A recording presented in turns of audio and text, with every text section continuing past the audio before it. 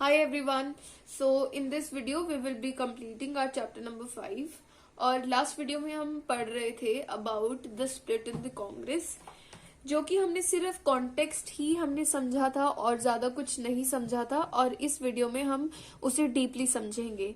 तो आपने सबसे पहला टॉपिक जो पढ़ा था उसका नाम था कि सिंडिकेट क्या होते हैं और इंदिरा और सिंडिकेट के बीच में क्या क्या प्रॉब्लम्स थी, क्योंकि सिंडिकेट चाहते थे कि इंदिरा गांधी जो है वो उन्हीं के अकॉर्डिंग काम करें, but Indira Gandhi wanted to make her own stand in the political party, क्योंकि वो पीएम थी, राइट। और फिर हमने पढ़ा कि जो इंदिरा गांधी हैं वो कैसे अपनी सोशलिज्म की पॉलिसीज को इम्प्लीमेंट करके सिंडिकेट के खिलाफ जा रहे थे। ठीक है, अब हम पढ़ने वाले हैं कि ऐसा कब हुआ कि जो ये कांग्रेस के बीच में एक दरार आ चुकी है वो ओपनली सभी को दिख रही थी, राइट। तो ये स्प्लिट इन द कांग्रेस के ही एक टॉपिक का पार्ट है, हम उसी को आगे कंटिन्यू कर रहे हैं। तो अभी होता क्या है कि इन 1969 जो जाकिर हुसैन है हमारे फॉर्मर प्रेसिडेंट है, इनकी डेथ हो जाती है, राइट। तो अब क्या होगा कि जो प्रेसिडेंट की सीट है वो वेकेंट हो जाती है।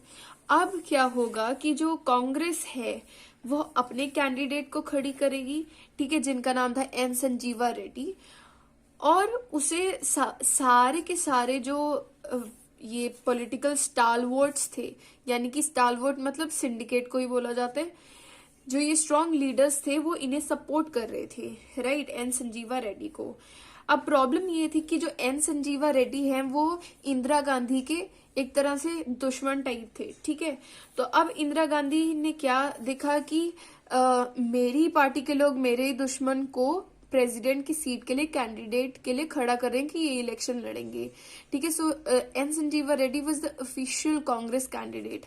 तो इंदिरा गांधी ने क्या कहा कि वीवी गिरी को कहा, ये जो है वीवी गिरी हैं, इन्हें कहा कि डू वन थिंग, कि आप इंडिपेंडेंट खड़े हो जाओ in opposition to N Sanjiva Reddy, right. तो अब वीवी गिरी और जो एन संजीवा रेड्डी है इनके बीच में होती है एक्चुअल में इलेक्शन की लड़ाई, ठीक है। तो अभी ये पता चल गया था कि सिंडिकेट और जो इंदिरा गांधी हैं उनके बीच में जो एक तरह से बहुत ज्यादा पॉलिटिकली आइडियोलॉजी की भी डिफरेंसेस हैं और वैसे भी तनाव हैं, वो सब कुछ क्लियर हो गया था। अब वीवी गिरी के बारे में आप ये बात समझ लीजिए कि ये जो है ये आंध्र प्रदेश के लेबर लीडर थे, यानी कि लेबर लोगों के लिए काम करने वाले लीडर थे, और ये यूपी के अंदर गवर्नर भी बन चुके थे। सिमिलरली केरला के गवर्नर भी रह चुके थे और कर्नाटका के भी गवर्नर रह चुके थे वीवी गिरी, ठीक है। तो ये इंडिपेंडेंट विदाउट एनी पार्टी, किसी की पार्टी के सिंबल के साथ नहीं खड़े हुए थे, इंडिपेंडेंट खड़े हुए थे।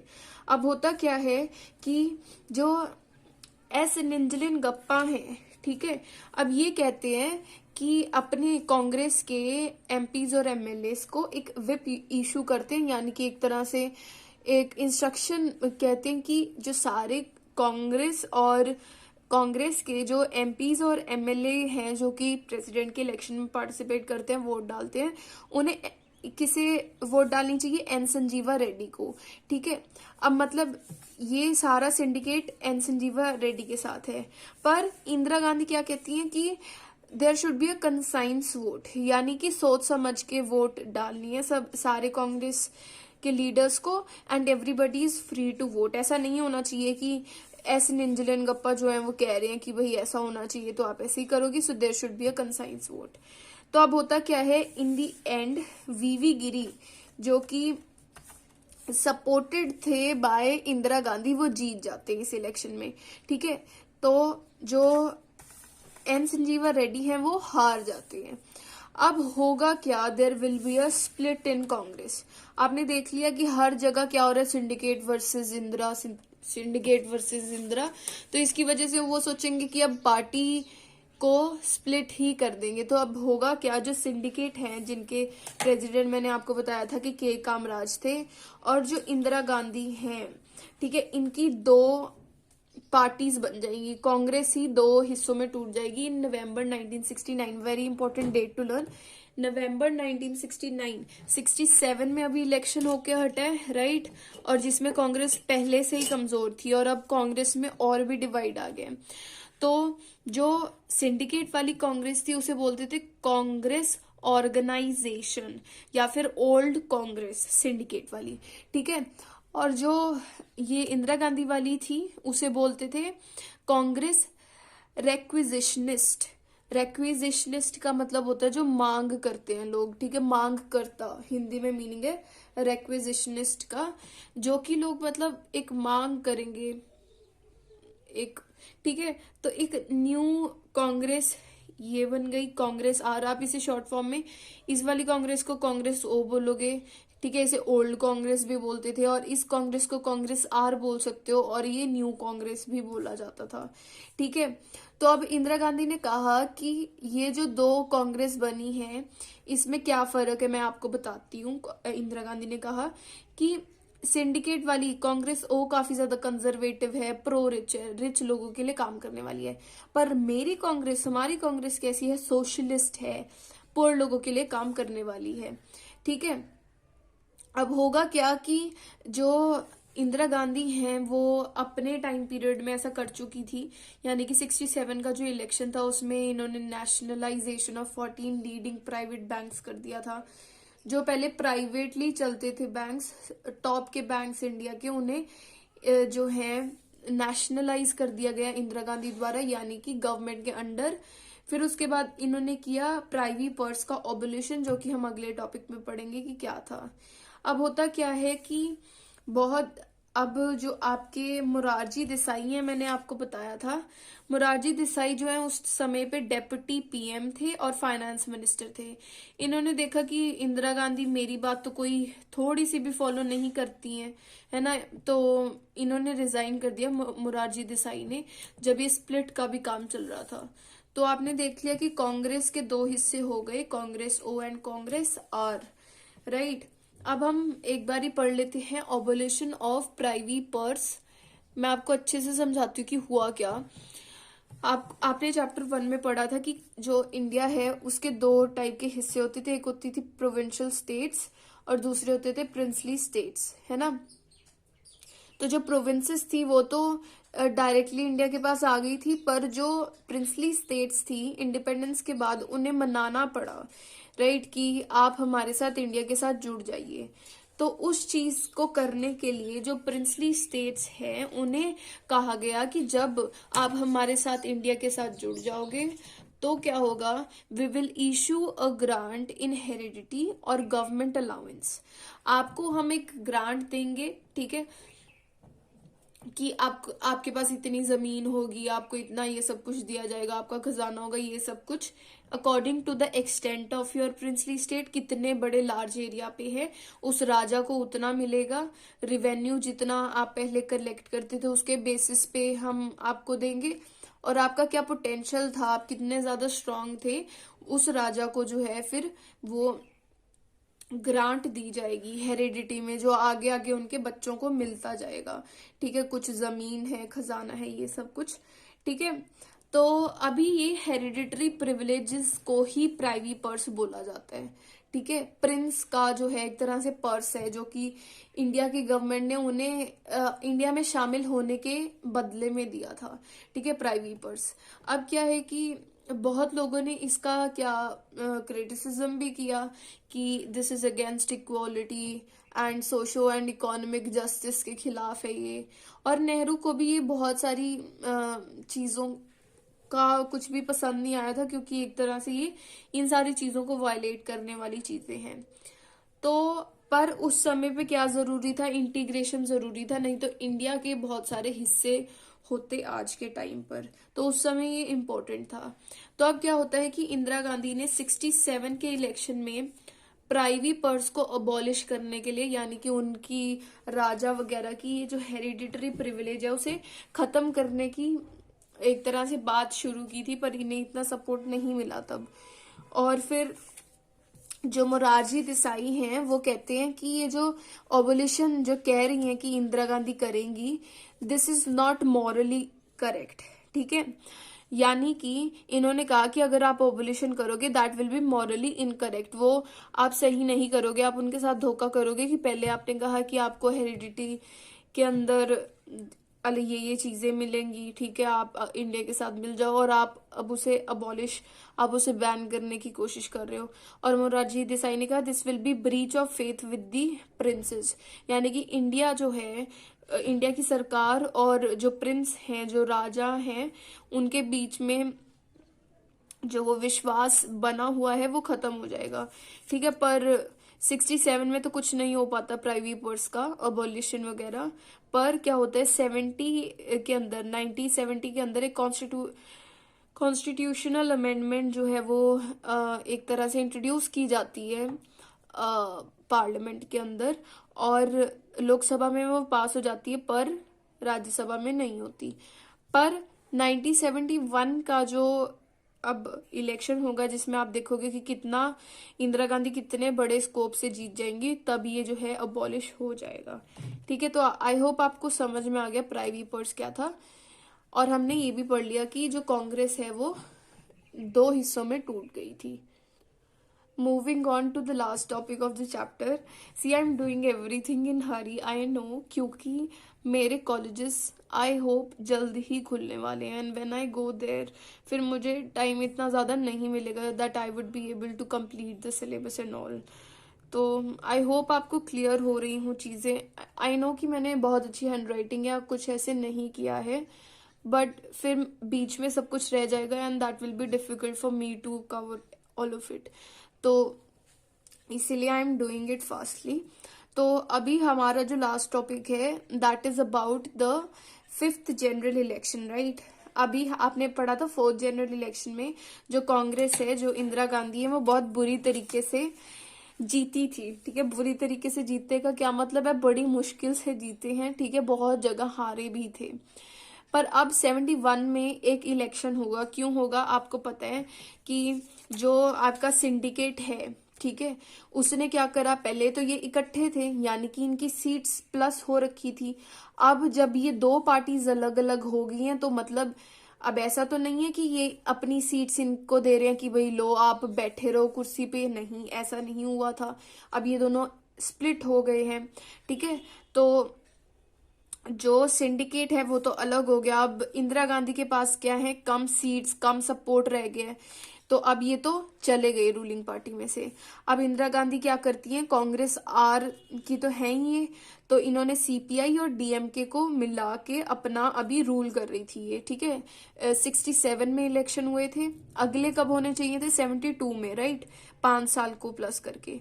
पर अब होता क्या है कि ये सोशलिस्ट अपनी गवर्नमेंट चला रहे होते हैं और अपनी लैंड सीलिंग लेजिस्लेशन, मैंने आपको बताया था कि हमारी कंट्री में ऐसा चल रहा था कि किसी इंसान के पास एक सर्टेन अमाउंट ऑफ लैंड से ज्यादा है तो वो सरकार को देगा उससे ऊपर की लैंड।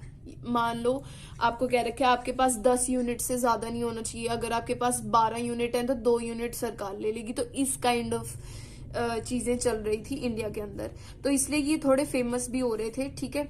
अब होता क्या है कि इंदिरा गांधी की गवर्नमेंट जो है उन्होंने रेकमेंड किया that there should be dissolution of the Lok Sabha, यानी कि इनकी जो सरकार है उसे डिसॉल्व कर दिया जाए, ठीक है। इंदिरा गांधी क्यों ऐसा कह रही थी, क्योंकि शी वांटेड कि जो ये पॉलिसी प्रोग्राम लेके आती थी तो इन्हें इतना सपोर्ट तो मिलता नहीं था, इतनी मेजोरिटी तो अब उतनी स्ट्रांग मेजोरिटी नहीं थी इंदिरा गांधी की अभी लोकसभा में, क्योंकि ये अलग हो चुके हैं, ठीक है।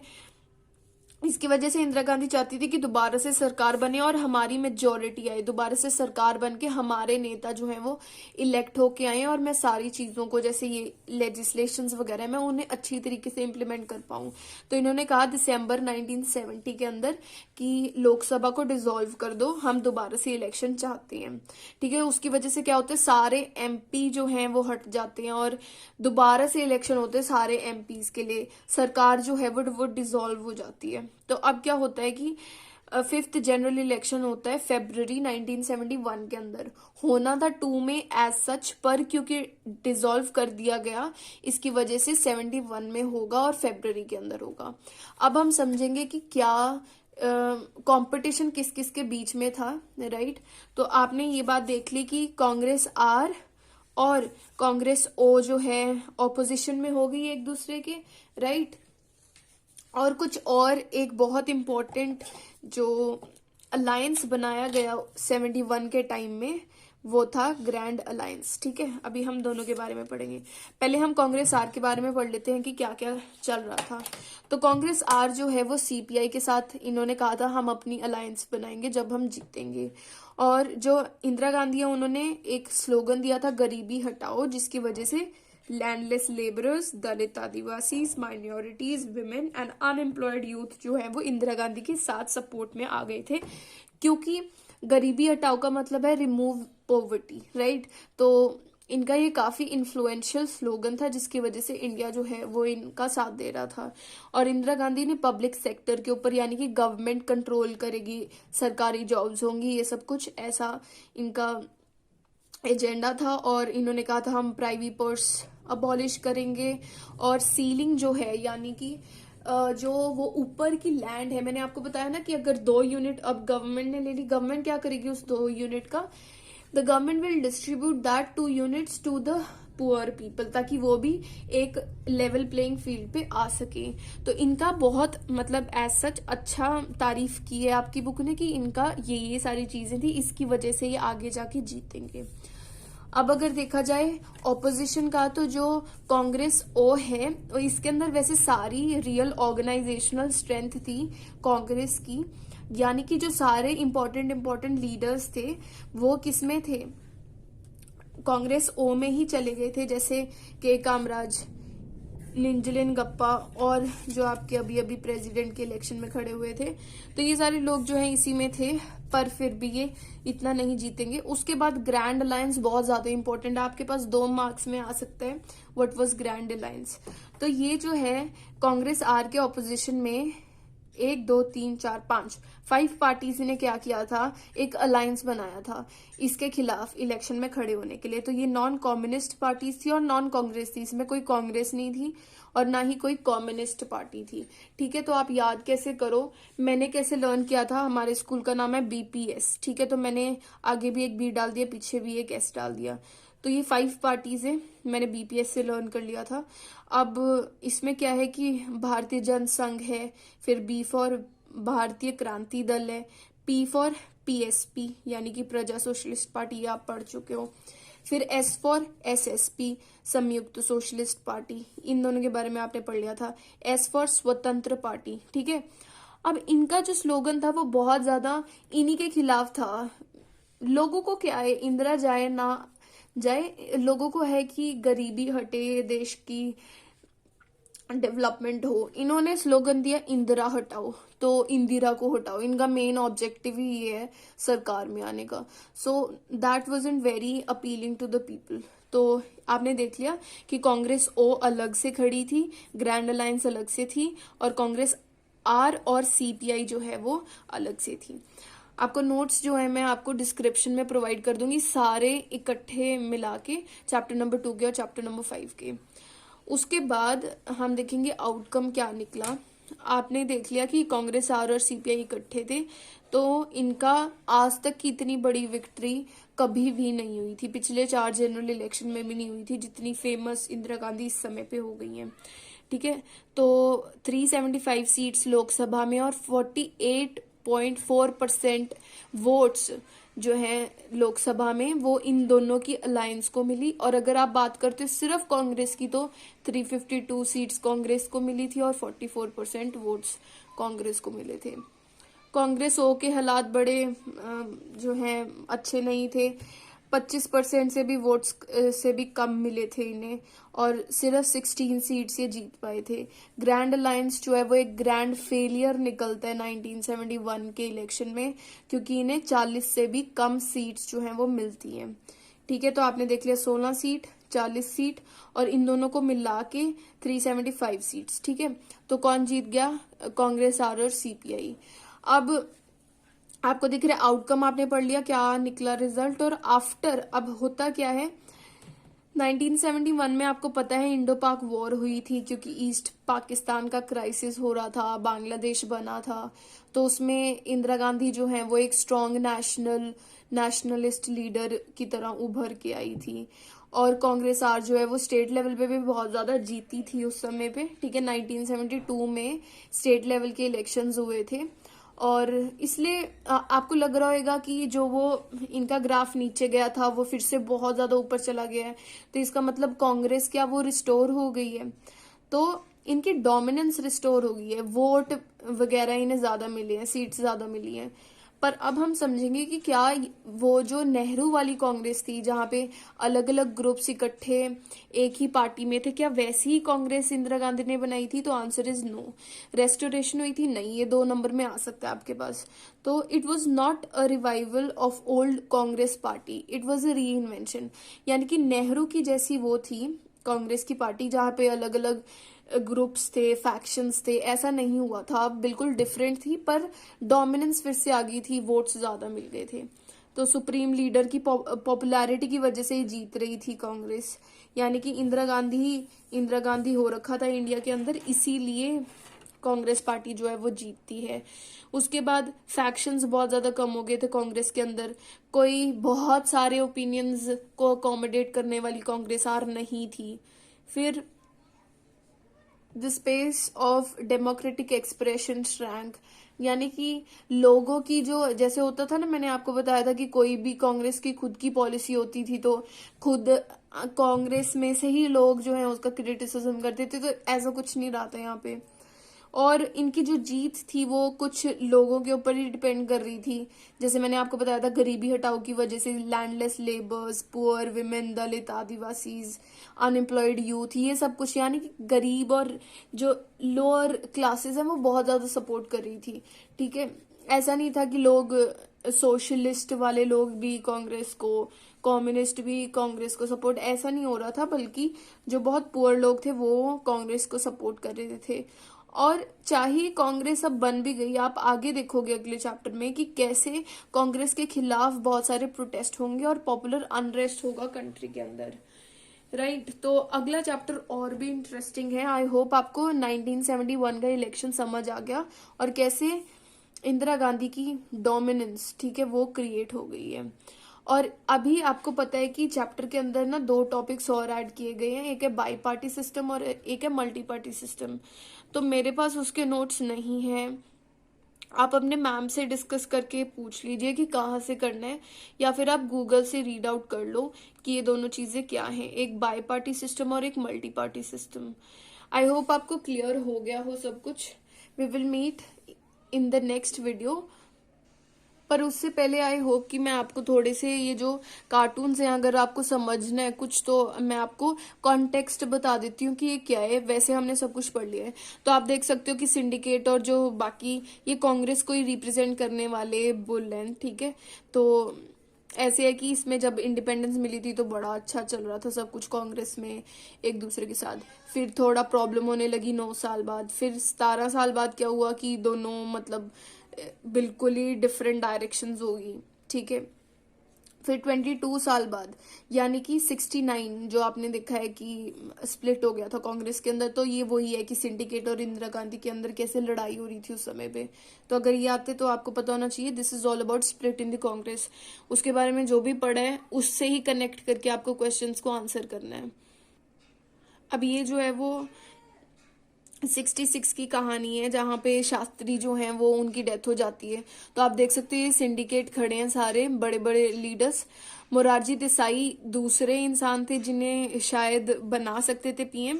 तो आप देख सकते हो कि इन्होंने पहले ही इंदिरा गांधी को जो है क्यूबिकल पे खड़ा कर दिया कि आप जीत गए और ट्रॉफी दे दी है। अभी रेस एक्चुअल में स्टार्ट नहीं हुई थी। कहने का क्या मतलब है, जो इंदिरा गांधी है वो इनएक्सपीरियंस्ड थी और ये जो एक्सपीरियंस के साथ लड़ना चाह रहे थे, पर इनका क्या सोचना था कि ये हमारे अकॉर्डिंग काम करेंगे। तो रेस तो एक्चुअल में कराई ही नहीं, अगर रेस होती तो यही जीतते। तो स्टार्ट हुआ है, अभी मोरारजी देसाई भाग रहे हैं, पर इन्हें पहले ही रेस स्टार्ट होने से पहले ही जो है वो पीएम बना दिया था 66 में। पेज 93 पे भी एक कार्टून है जिसके अंदर आप देख सकते हो वीवी गिरी जो है वो जीत जाते हैं प्रेसिडेंट के 1969 वाले इलेक्शन के अंदर। मैंने अभी अभी पढ़ाया आपको। इंदिरा गांधी के हाथ में आप बॉक्सिंग ग्लव देख सकते हो, यानी कि ये इन्हें सपोर्ट कर रहे थे, किससे हराने के लिए, एन संजीवा रेड्डी को हराने के लिए। और जो निंजलिन गप्पा है वो इतनी मतलब परेशानी से देख रहे हैं कि एन संजीवा रेड्डी को क्या हो गया, यानी कि इन दोनों की पावर की वजह से ही जो वीवी गिरी हैं वो जीतते हैं।